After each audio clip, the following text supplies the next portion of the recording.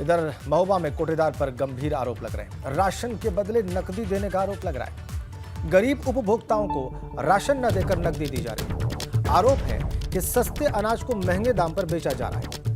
वैसे बांटते हुए कोटेदार का वीडियो भी वायरल हो रहा है। ज्यादा पैसा कमाने के लालच में राशन न देकर पैसे दिए जा रहे हैं और उस अनाज को महंगे दाम पर बेचा जा रहा है ताकि मोटी कमाई हो सके। यह मामला महोबा के कबरई कस्बे के आजाद नगर इलाके का है। कोटेदार पर गंभीर आरोप। महोबा में गरीबों के राशन को महंगे दामों पर बेचने का आरोप। आजाद नगर का मामला है, कबरई कस्बे के महोबा के, और कोटेदार पर यह भ्रष्टाचार का आरोप लग रहा है। गरीब के राशन के बदले नकदी देने का आरोप है और उसको फिर बाद में महंगे दामों पर बेचने का आरोप है कोटेदार के ऊपर। हमारे संवाददाता इमरान फोन लाइन पर हैं।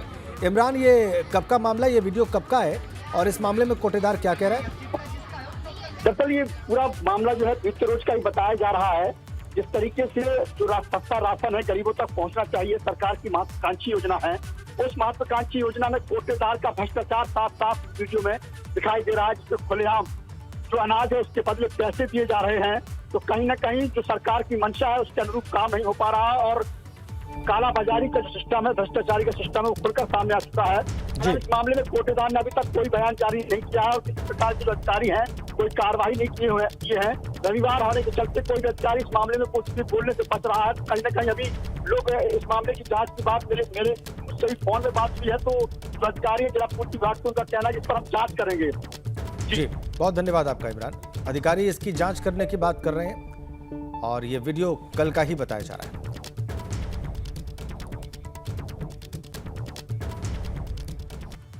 और अब आपको बताते हैं मुख्तार फैमिली पर कसते शिकंजे के बारे में।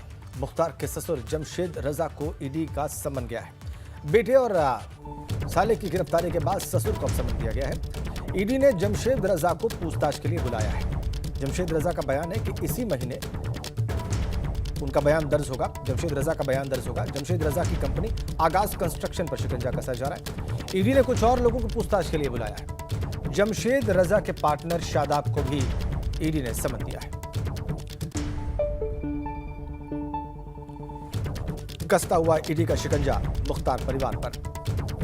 मुख्तार के ससुर को पूछताछ के लिए तलब किया गया है। इसी महीने उनका बयान दर्ज किया जाएगा। नाम जमशेद रजा।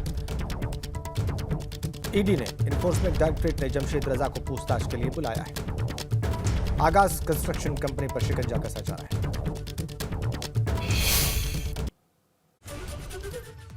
बाहुबली मुख्तार अंसारी के खिलाफ दर्ज मनी लॉन्ड्रिंग केस में ईडी की जांच का दायरा लगातार बढ़ता जा रहा है। ईडी की टीम ने पहले ही मुख्तार अंसारी के विधायक बेटे अब्बास अंसारी और साले सरजील रजा को गिरफ्तार कर अपनी कस्टडी में रखा हुआ है और अब ये जानकारी मिल रही है कि ईडी की टीम ने मुख्तार अंसारी के ससुर जमशेद रजा को भी समन जारी किया है। समन जारी कर उन्हें पूछताछ के लिए तलब किया गया है। जमशेद रजा जो कि मुख्तार अंसारी के ससुर हैं, उन्हें प्रयागराज में ईडी के इसी दफ्तर में अपना बयान दर्ज कराने के लिए बुलाया गया है। उम्मीद ये जताई जा रही है कि जमशेद रजा नवंबर महीने में ही किसी दिन यहाँ पर आएंगे, आकर अपना बयान दर्ज कराएंगे। दरअसल ईडी की टीम को इस बात का शक है कि मुख्तार अंसारी के ससुर जमशेद रजा और साले सरजील रजा समेत ससुराल पक्ष के लोगों की आगाज कंस्ट्रक्शन नाम से जो कंपनी है वो मुख्तार अंसारी की ही बेनामी संपत्ति है। इसमें सिर्फ नाम के लिए ससुराल पक्ष के लोगों को जोड़ा गया है, जबकि पैसा और दिमाग मुख्तार अंसारी और उसके बेटों का ही लगा हुआ है। यही वजह है कि ईडी की टीम अब आगाज कंस्ट्रक्शन से जुड़े हुए सभी लोगों पर शिकंजा कसने की तैयारी में है। बेटे सरजील रजा को, जो मुख्तार अंसारी के साले सरजील रजा को ईडी की टीम पहले ही गिरफ्तार कर चुकी है। अब ससुर जमशेद रजा को ईडी ने समन जारी किया है। इसके साथ साथ आगाज कंस्ट्रक्शन के जो पार्टनर्स हैं उन्हें भी समन जारी किया जा रहा है, उन्हें भी पूछताछ के लिए बुलाया जा रहा है। कैसे तेजी दिखा रही है, जिस तरीके से लगातार कार्रवाई कर रही है, जिस तरीके से उसकी जांच का दायरा बढ़ता जा रहा है, उससे कहा जा सकता है कि आने वाले दिनों में मुख्तार अंसारी के परिवार से कई गिरफ्तारियां हो सकती हैं। उसके कई करीबियों को ईडी की टीम हिरासत में ले सकती है, उन्हें समन जारी कर सकती है। इसके साथ साथ कई बेनामी संपत्तियों को ईडी जब्त भी कर सकती है। कैमरामैन रोहित श्रीवास्तव के साथ मोहम्मद मोइन, एबीपी गंगा, प्रयागराज। एक और बड़ी अपडेट। अब्बास अंसारी के एक खाते से 56 लाख रुपए मिलने का दावा है। ईडी की जांच में अब्बास के खाते में 56 लाख रुपए मिलने का दावा है और अब्बास अंसारी ने पैसा का जो है वो ईदी में मिलने का दावा किया है, यानी कि ईद में गिफ्ट के तौर पर मिलने का दावा किया है। पूछताछ में अब्बास ने बताया है कि ईद पर परिवार के बुजुर्गों ने ईदी में उनको रुपए दिए। अब तक की पड़ताल में अब्बास के 8 बैंक खातों में करोड़ों रुपए का संदिग्ध लेन देन भी सामने आया है। ईडी अब्बास के बैंक खातों के 8000 पन्नों का स्टेटमेंट खंगाल रही है। बड़ी खबर अब्बास अंसारी से जुड़ी, ईडी की पूछताछ जारी है। 56 लाख रुपए का पता लगा रही है ईडी। अब्बास अंसारी कह रहे हैं कि ये ईदी में मिला है। सपा उम्मीदवार डिंपल यादव कल नामांकन करेंगी। मैनपुरी सीट से कल नामांकन करेंगी डिंपल यादव।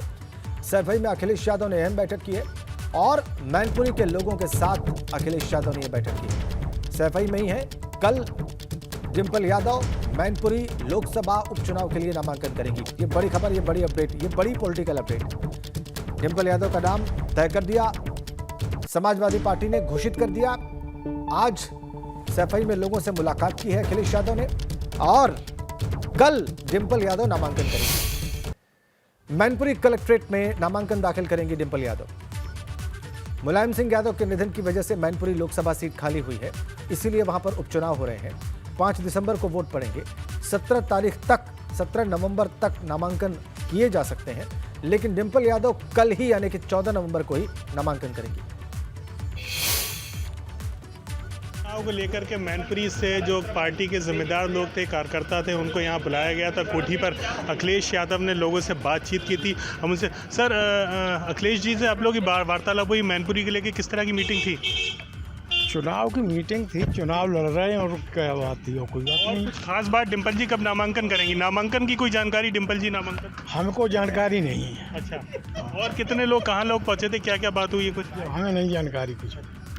तो ये मैनपुरी के कुछ लोग पहुँचे हुए थे हमारे साथ और भी जो जिम्मेदार लोग हैं वो यहाँ से निकल रहे हैं, उनसे बात करने की कोशिश करते हैं। सर अखिलेश जी ने मैनपुरी उपचुनाव को लेकर आप लोगों को बुलाया था, बातचीत हुई, किस तरह की बातचीत रही है? ठीक रही जी।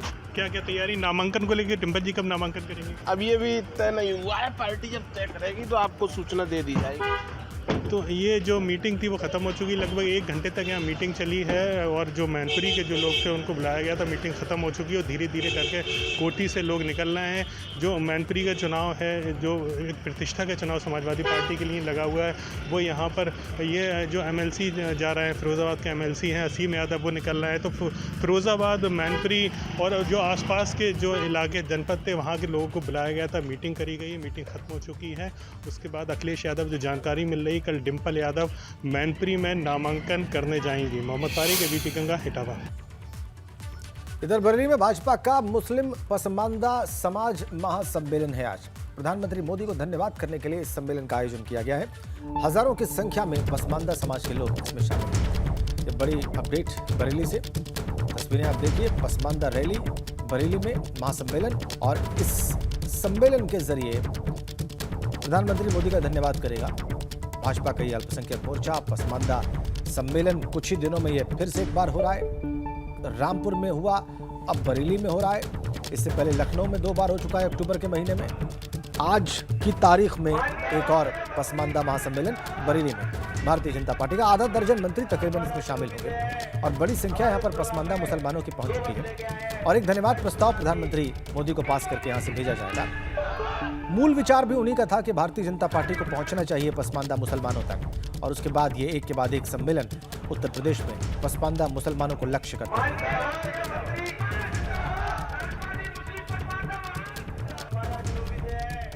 बड़ा एक चंक, एक बड़ा तबका मुस्लिम समुदाय के भीतर पसमानदा मुसलमान। बरेली में राष्ट्रीय मुस्लिम पसमानदा समाज एक विशाल रैली का आयोजन कर रहा है। प्रधानमंत्री नरेंद्र मोदी को धन्यवाद रैली इसका नाम दिया गया है और प्रदेश भर में इस तरीके की रैलियों का आयोजन किया जा रहा है। बरेली में ये इस तरीके की पहली रैली है जिसमें हजारों की संख्या में मुस्लिम समुदाय के लोग यहाँ पर पहुँच रहे हैं। ये देखिए, नेहरू युवा केंद्र का जो ग्राउंड है ये खचाखच भरने लगा है। बड़ी संख्या में लोग यहाँ पर आ रहे हैं और लगातार लोगों का आना जारी है। ये जो ग्राउंड है यहाँ पे करीब 10,000 लोगों की बात की जा रही है कि करीब 10,000 से अधिक लोग यहाँ पर पर आएंगे जो प्रधानमंत्री मोदी को धन्यवाद कहेंगे। दरअसल लोगों का ये कहना है कि अभी तक जो अन्य सरकारें रही हैं 70 सालों तक उनके संग से छलावा हुआ है, उनको ठगा गया है। पहली ऐसी सरकार है भारतीय जनता पार्टी की, मोदी की, जिन्होंने उनके बारे में सोचा, जिन्होंने उनकी समस्याओं को सुना, उनके साथ इंसाफ किया, उनको अन्न दिया, उनको राशन दिया, मकान दिया और तमाम जो सरकारी योजनाएं हैं उनका भी लाभ मिला। तो यहाँ जो तमाम लोग हैं उनसे बात करते हैं। क्या नाम है आपका? मोहम्मद सालिम अंसारी। ये बताइए क्या कहना चाहेंगे इस रैली के माध्यम से? पहले माननीय नरेंद्र मोदी जी का हम धन्यवाद करना चाहते हैं और मुस्लिम को आगे बढ़ाने का काम किया है माननीय प्रधानमंत्री जी ने। और मैं एक शेर सुना चाहता हूँ, हस्ती है अपनी ऐसी मिट्टी नहीं किसी से, हस्ती है अपनी ऐसी मिट्टी नहीं किसी से, और यूँ तो सदियों रहा है दुश्मन दौरे जहाँ हमारा, सारे जहाँ से अच्छा हिंदुस्तान हमारा। ये माने जाते हैं मुस्लिम समुदाय में बड़ा तबका ओबीसी का है जो 85% के लगभग है, और अब ये माना जा रहा है कि ये सभी लोग प्रधानमंत्री मोदी के साथ यानी कि भारतीय जनता पार्टी के साथ है। कैमरामैन पंकज शर्मा के साथ Anoop Kumar Mishra, ABP news network, Bareilly.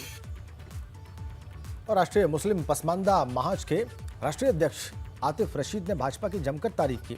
उन्होंने दावा किया कि आज पसमानदा समाज भाजपा के साथ है, जबकि दूसरी पार्टियों ने पसमानदा समाज को धार्मिक चश्मे से देखा है।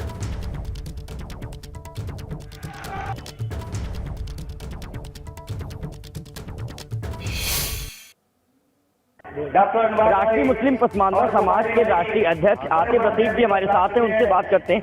आतिफ जी, क्या लगता है कि अब जो भाजपा है उसको पसमानदा समाज का भी साथ मिलेगा? देखिए, साथ तो आप सामने देख ही रहे हैं। देखिए, ऐसा है कि पसमानदा समुदाय को ये एहसास हो चला है कि अब राजनीतिक रूप से, आर्थिक रूप से और शैक्षणिक रूप से यदि हमको हिस्सेदारी चाहिए तो अब भारतीय जनता पार्टी के साथ हमको चलना होगा। तो मुझे उम्मीद है, यकीन है कि जिस प्रकार से प्रधानमंत्री नरेंद्र मोदी जी और उत्तर प्रदेश के मुख्यमंत्री योगी आदित्यनाथ जी और भाजपा शासित राज्यों में जो सर्वस्पर्शी योजनाएं चल रही हैं, जिसको पसमानदा समुदाय बहुत बड़ी तादाद में जिसका लाभार्थी है, मुझे उम्मीद है, यकीन है कि उसके बदले में अब पसमानदा समुदाय अपना वोट भी भारतीय जनता पार्टी के पक्ष में ट्रांसफर करे। क्या लगता है 75 साल हो गए आज़ादी का स्वर्णिम महोत्सव हम लोग मना रहे हैं, अमृत महोत्सव मना रहे हैं, लेकिन क्या अभी तक पसमानदा समाज जो था उसके साथ में न्याय नहीं हो सका? देखिए, ऐसा है कि पसमानदा समुदाय को हमेशा राजनीतिक पार्टियों ने धार्मिक चश्मा ओढ़कर देखा है और इनको जो है धार्मिक मुद्दों में अटका दिया, लटका दिया, भटका दिया। उन धार्मिक मुद्दों में अटकने, लटकने, भटकने के कारण ये अपने मूल मुद्दे शिक्षा के, रोजगार के, हिस्सेदारी के भूल गए। चुनाचे कभी बाबरी मस्जिद के नाम पर, कभी राम मंदिर के नाम पर, कभी हिंदू मुस्लिम के नाम पर, कभी किसी नाम पर इनको वर्गलाना, उकसाना और इनकी भीड़ को आगे कर देना और खुद बंद कमरे में रहना। उसके बाद जो नकारात्मक असर होता था वो इस समुदाय पर होता था। अब ये समुदाय जो है शिक्षा के क्षेत्र में पिछड़ गया, आर्थिक रोजगार के क्षेत्र में पिछड़ गया, राजनीतिक हिस्सेदारी का तो सवाल ही पैदा नहीं होता। तो अब ये जागरूक हो रहा है। तो जो लोग डिवाइड करने की बात कह रहे हैं तो वो उनकी असल में जमीन सरक रही है। तो जब जमीन सरकती है तो इस तरीके का परिणाम आता है। तो देखा आपने कि राष्ट्रीय अध्यक्ष आतिफ रशीद जी का कहना है कि पसमानदा समाज अब मुस्लिम समाज जो है, यहाँ का पूरा जो मुस्लिम समाज है लगभग 85% की भागीदारी है, अब ये भाजपा के साथ खड़ा नजर आएगा। कैमरामैन पंकज शर्मा के साथ Anoop Kumar Mishra, ABP news network, Bareilly.